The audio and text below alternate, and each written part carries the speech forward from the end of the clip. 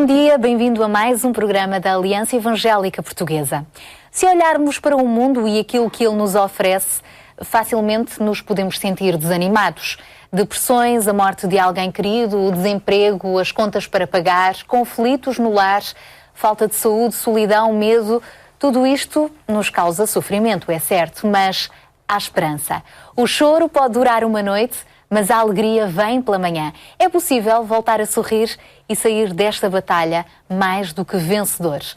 Como é que podemos dizer isto com tanta certeza? Pois bem, é para partilharmos consigo este segredo que hoje vamos conhecer algumas histórias. A história do João Lino, também do pastor Luís Miguel Santos, coordenador nacional da Associação Remar, e vamos também conversar com Lídia Ferreira, pastora e conselheira. Obrigada por estarem aqui connosco nesta manhã. Hoje vamos então falar sobre esperança no sofrimento. Podemos começar aqui pela pastora Lídia. É possível, no meio das ondas conturbadas da nossa vida, em situações de desespero, de sofrimento, ainda assim contemplar o lado positivo? Não é com certeza absoluta fácil, no meio do sofrimento, manter uma atitude positiva a tal ponto que é capaz de ver o lado positivo da vida. Sobretudo se ficarmos sozinhos, fechados, enclausurados com o nosso próprio sofrimento. Por isso, à semelhança de alguém que está no mar a lutar com as ondas e para se manter à tona tem de fazer alguma coisa, também quem está no meio do sofrimento para se manter à tona tem mesmo de ter essa vontade de se manter à tona, de fazer alguma coisa, de olhar para fora de si, de partilhar a dor. É a única forma realmente de passar a ver o lado positivo, de conseguir ver alguma coisa, uma réstia de esperança, é muitas vezes partilhar a dor com alguém que seja capaz de entender e de aceitar a nossa dor e de nos ajudar num percurso em que podemos fazer essa mudança interior, porque muitas vezes maior do que a realidade da dor é o medo da dor. Portanto, não nos isolarmos será desde já o primeiro conselho prático, não é? Para podermos encontrar saída no meio das nossas aflições. Mas que fatores é que podem contribuir para mais facilmente nós termos alguma tábua de salvação ou não? Entregarmos-nos às desgraças? A Sara acabou de referir um fator que é de facto determinante para conservar a dor e para agudizar a dor, que é o isolamento. Se as pessoas se isolarem, então elas vão estar focadas cada vez mais na dor e ela vai aumentar gigantescamente, vai tomar proporções maiores. Por isso eu falava que maiores do que a própria realidade da circunstância em si é o medo daquilo que ela se poderá avolumar, em que ela se poderá tornar, e isso aumenta de facto o sofrimento. Por isso o isolamento é de facto uma descida, provoca uma descida muito grande no precipício a que a dor conduz, e muitas vezes as pessoas acabam por não ver mesmo nenhuma esperança e por pensarem e terem ideias suicidas e algumas até mesmo tirarem a própria vida, porque não veem nenhuma esperança. Mas isso parte não apenas da causa do sofrimento, daquilo que as leva a ter dor, mas da forma como estão a lidar com a dor, que é o isolamento. Outra questão que gostaria de salientar é o ressentimento, como também uma forma de enclausurar e aumentar a dor e não nos libertar da dor. E gostava de referir, por exemplo, uma história que a Bíblia refere, que é a história de Jó. E aí temos duas posições diferentes para lidar com a dor. Muito rapidamente podemos dizer que Jó estava a sofrer de uma forma injusta, ele não fez nada, e nós muitas vezes perante o sofrimento temos este mesmo sentimento, mas porque mal é que fiz eu a Deus para sofrer isto? Porque é que isto me está a acontecer a mim, logo a mim? Porque é que isto me está a acontecer? E existe um sentimento de revolta, de perplexidade, de não compreender o que se está a passar. E de facto a luta de Jó era de facto injusta, ele não merecia, digamos, em termos humanos, estar a sofrer aquilo que estava a sofrer.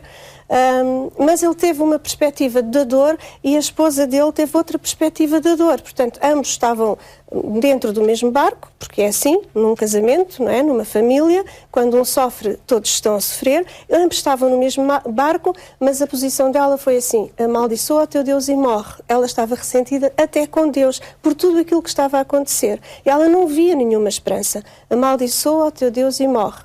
E a resposta dele era diferente. A resposta dele à dor foi: ainda que ele me mate, nele esperarei. Portanto, a esperança dele, a vontade de dar a volta à questão, fê-lo ficar à tona. A vontade de dar a volta à questão, a vontade de vencer, a vontade de sobreviver, a necessidade de fazer alguma coisa, fê-lo ficar à tona. E muitas vezes nós estamos realmente no papel de Jó. É certo que também há escolhas que fazemos ao longo da vida e depois mais tarde acabamos por sofrer as consequências das mesmas, mas outras vezes não. Realmente sentimos-nos vítimas das circunstâncias, mas aqui é muito interessante olharmos para o papel de Jó, que apesar de tudo decidiu não deixar de confiar em Deus. Afinal, se ele não esperasse, se ele não tivesse esperança em Deus, o que mais lhe poderia oferecer esperança? E depois vemos o final da história com Jó a sair vencedor. Tudo aquilo que ele perdeu foi-lhe restituído em dobro, inclusivamente. E há também aí uma expressão muito interessante de Jó, já que decidimos pegar nessa personagem, que nos permite perceber o proveito que nós podemos tirar da situação do sofrimento, que é quando Jó diz: eu antes conhecia Deus por apenas ouvir falar dele, mas hoje posso experimentá-lo pessoalmente, vê-lo com os meus próprios olhos. No sofrimento também podemos tirar uma grande escola para a vida, não é? É verdade, é verdade. Aliás, tudo aquilo que nos acontece pode ser aproveitado, reciclado para o nosso bem. Mesmo aquilo que é mau na sua natureza, mesmo aquilo que parece que vai magoar-nos muito, prejudicar-nos muito, ainda assim, depois de todo o prejuízo, podemos rentabilizar e reverter o resultado e crescer. E o crescimento é, de facto, alguma coisa fantástica que nos ajuda e nos eleva para uma forma de estar diferente, mais feliz, mais pacífica, com um maior acordo interno, que é, ao fim e ao cabo, aquilo que nos traz a felicidade. Ainda que muitas vezes nós só possamos vir a perceber isso mais tarde, tudo depende, de facto, da forma como nós, da nossa atitude perante o sofrimento. E por isso é que temos aqui também dois testemunhos para partilharem connosco, porque problemas todos temos, não é? Temos aqui no caso o João Lino, que teve um 2009 terrível, não é? Foi o ano onde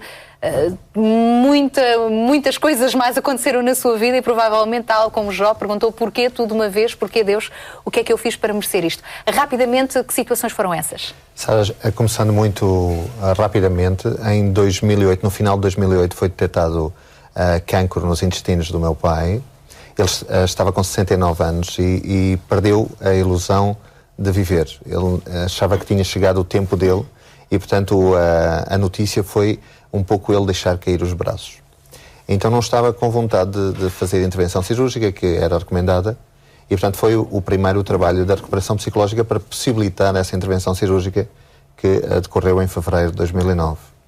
Quando estava nesse processo da intervenção, o meu filho do meio, numa atividade desportiva, lesionou-se gravemente, fez um traumatismo craniano e deu-se a coincidência de ter no mesmo hospital o meu pai e o meu filho em intervenções cirúrgicas de diferentes naturezas.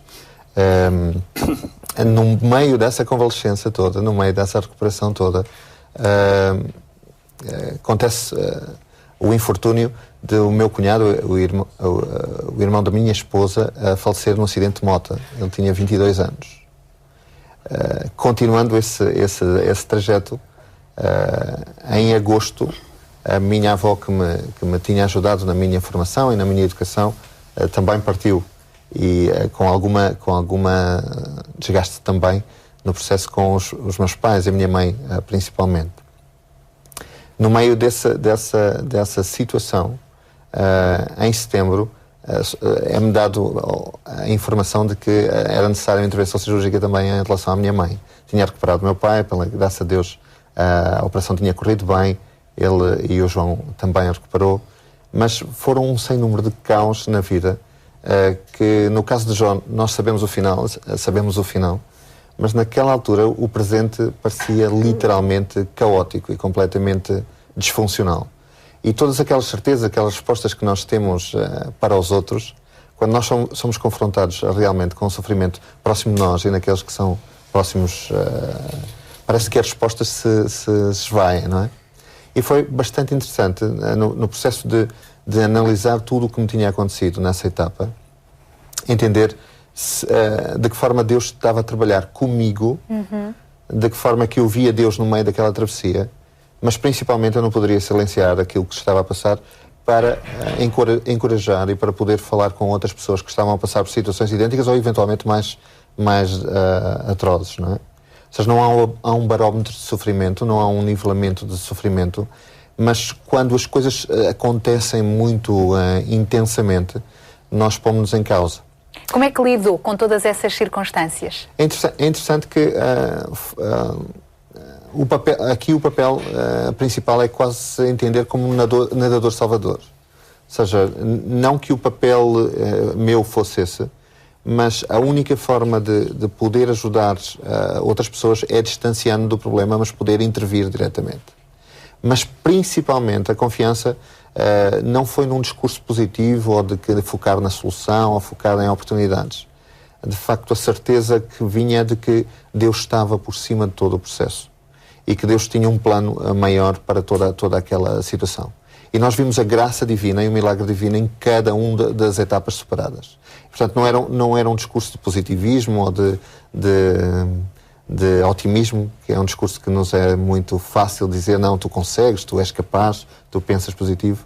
Mas foi a incapacidade de lidar com o sofrimento, a incapacidade de lidar com a situação e delegar isso nas mãos de Deus e no poder de Deus.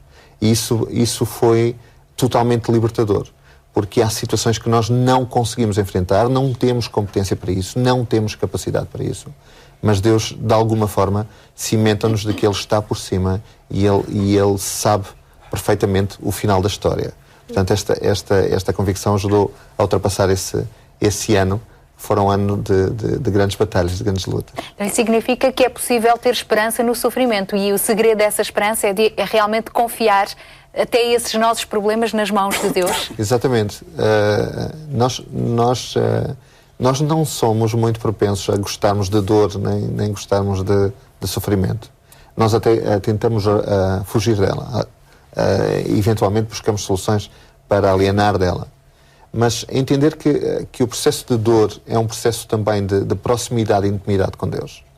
Eu sou discípulo de Jesus Cristo e é muito fácil identificarmos com Jesus de glória, o Jesus que ressuscitou, o vencedor. Não é? Mas, no entanto, Jesus também teve de passar pela cruz. Exatamente, e por etapas de sofrimento incríveis. E, portanto, para nós podermos assumir que somos discípulos de Cristo, literalmente temos que enfrentar o sofrimento. E eu sei que estou numa situação fácil porque estou literalmente a falar sofrimento de outros. Mas são sofrimento de pessoas que estão intrinsecamente ligadas comigo, que os amo profundamente e, para mim, de uma forma geral, sofro mais vendo o sofrimento daqueles que me são próximos do que propriamente com o meu próprio sofrimento. Mas hoje também pode, assim, ajudar e partilhar o seu testemunho com outras pessoas, como dizia ali a nossa convidada, a importância de partilharmos os nossos fardos com outra pessoa que simplesmente muitas vezes nos ouça. E vamos ouvir também aqui a história do Luís Miguel. Atualmente é líder da Remar, que é subejamente conhecida, não é? Uma instituição de ação social que atua na área da toxicodependência, alcoolismo, famílias carenciadas. Mas o que é interessante é olhar para o percurso deste nosso convidado e pensar que há uns bons anos atrás também ele andou pelas ruas da amargura, não é? Neste caso com problemas de toxicodependência gravíssimos. Exatamente. O sofrimento é sem dúvida uma ferramenta a forjar as nossas vidas e principalmente, talvez muito no meu caso, a levar-me a ter esse encontro definitivo com a pessoa, a identidade, a divindade que iria transformar a minha vida, não é? Porque até lá eu não tinha conhecido. Talvez quando enverdei pelo caminho da toxicodependência e tudo aquilo foi numa altura da minha adolescência, talvez visse como um desafio, algo que estava de moda, foi um boom gerado nomeadamente no nosso país nos anos 80, mas foi um bocadinho à raiz daquilo que passou noutros países, e, por exemplo, na América nos anos 60, no resto da Europa nos anos 70, mas encontrado causando muita amargura a mim mesmo, à minha família principalmente, como filho único naquela altura, mas realmente como um jovem sem saber a direção, sem ter qualquer tipo de direção, ou sem identificar-me com qualquer tipo de visão ou de projeto de vida, não é?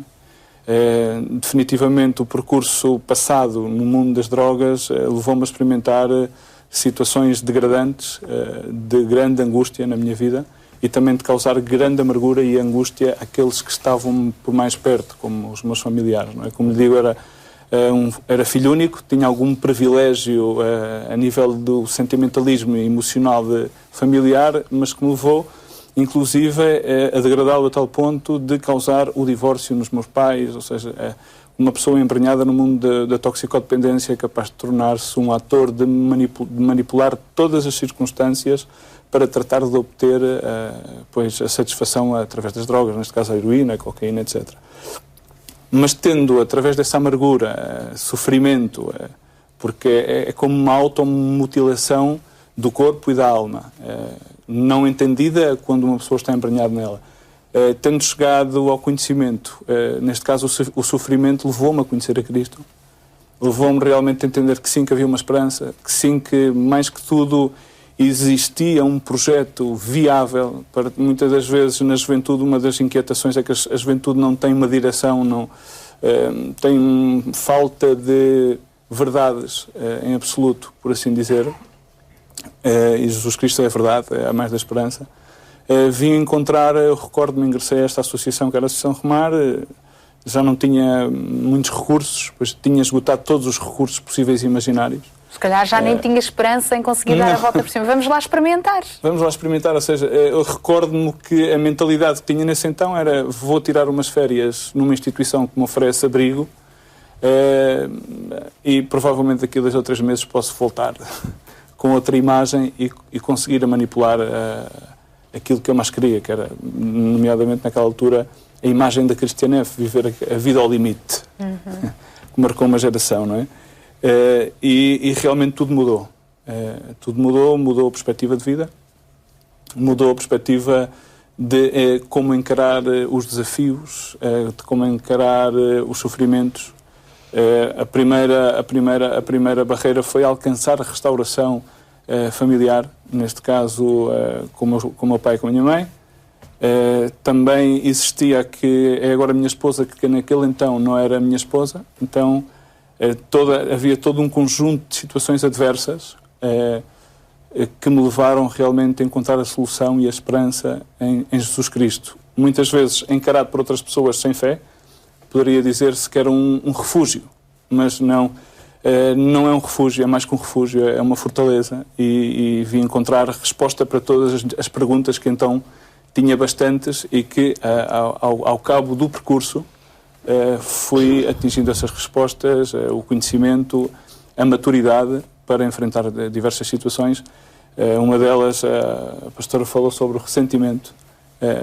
Tive que encarar uma família ressentida e possivelmente eu também no meu interior muito ressentido com certas determinadas circunstâncias que tinha vivido na minha vida anteriormente, e foi Jesus Cristo a vida que me levou a poder encarar tudo isto, a ultrapassar os ressentimentos, a alcançar o perdão, a estender o perdão, a voltar a ver a vida como algo desafiante, como alguma coisa que valia a pena viver.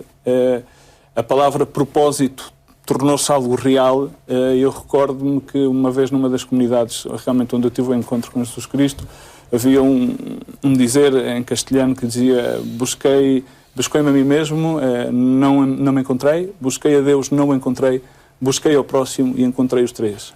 E foi um toque, foi uma mensagem divina à minha vida, e desde então pois enverdei por um chamado que é o propósito de servir aos demais. E hoje a verdade é que a Remar tem instituições espalhadas por todo o mundo, em Portugal também, não é? Com um trabalho reconhecido, não só na área da toxicodependência, como a ajudar a restaurar vidas sem esperança, não é? Precisamente. Pastora Lídia, em todas estas histórias temos um fator em comum: a fé em Jesus. A fé em Jesus realmente muda tudo? Com certeza, porque a fé é ao fim e ao cabo aquela perspectiva de virarmos-nos para fora. Quando nós sentimos que realmente não somos capazes de de vencer por nós mesmos, que chegamos aos nossos limites, não temos mais recursos, não temos mais forças, precisamos de alguém. Então tem que ser alguém maior do que nós, tem que ser alguém que esteja fora de nós. E aí voltamos para o divino, voltamos para Jesus, encontramos fé e aí colocamos a nossa fé nele. Lembro-me, por exemplo, que Davi tem muitas expressões em oração em que ele expressa sofrimento. Podemos dizer que são orações de uma pessoa autenticamente deprimida que lança os seus fardos, como a Sara há pouco referiu, sobre Deus e num desses poemas, numa dessas orações, ele diz: eu não conseguia compreender como é que eu estava tão só e toda a gente estava tão contra mim. Ele sentia-se mesmo assim, mas então eu entrei na tua presença e então eu conheci-te e então eu compreendi qual é o fim. E de facto, tal como o Luís estava a dizer, a resposta está em ter propósito, em encontrar propósito. Um dia um rei foi ter com um profeta que estava a morrer e que o tinha orientado a vida inteira, e ele disse: como é que eu vou viver a partir de agora? E o profeta disse-lhe: estás a ver ali uma janela? Atira as tuas flechas para aquela janela, e de todas as vezes que tu conseguires alcançar alguma coisa, atirar uma flecha, essa é a tua vitória. E é muito interessante nós percebermos que no meio de um quarto escuro de morte tem de haver uma janela de esperança, e atirar através dessa janela propósito, descobrir que para lá da janela existe propósito de vida. E o sofrimento de Cristo foi grande, mas foi centrado nos outros. Não foi centrado nele próprio, foi centrado nos outros. Essa é a maneira de lidar com o sofrimento. Esperança, propósito de vida centrado nos outros. Quando nós pensamos nos outros e ajudamos os outros, o nosso próprio sofrimento diminui muitíssimo. E esse é, de facto, o segredo para conquistarmos a vitória. Obrigada por terem estado aqui à conversa connosco, também a partilhar um pouco do vosso testemunho, certamente bastante encorajador, no nosso programa de hoje, em que tentámos mostrar-lhe precisamente o lado positivo do sofrimento. Hoje você pode até ter razões para chorar, mas a boa notícia é que Cristo está ao seu lado para o consolar e abrir novos caminhos, mesmo onde parece não haver saída. Ele próprio avisou-nos que aqui teríamos aflições, mas também nos disse para nos animarmos, porque Ele já venceu o mundo. Por isso, mesmo no sofrimento, desfrute da paz que Cristo lhe oferece. Ele não só aliviará a sua dor no presente, como transformará a sua vida rumo ao futuro, para a eternidade. Mas para conhecer melhor este Deus Consolador, leia a Bíblia. A propósito, temos hoje para lhe oferecer o livro devocional Como Vencer o Desânimo. Para o receber, basta então contactar-nos para os telefones em endereço, em rodapé, e visite-nos também na nossa página na net, em portalevangelico.pt, onde também pode rever este e outros programas online, incluindo as nossas emissões de rádio na Antena 1. Nós voltamos a estar consigo já na próxima terça-feira, às 6 da tarde, aqui na RTP2. Então até lá, se Deus quiser.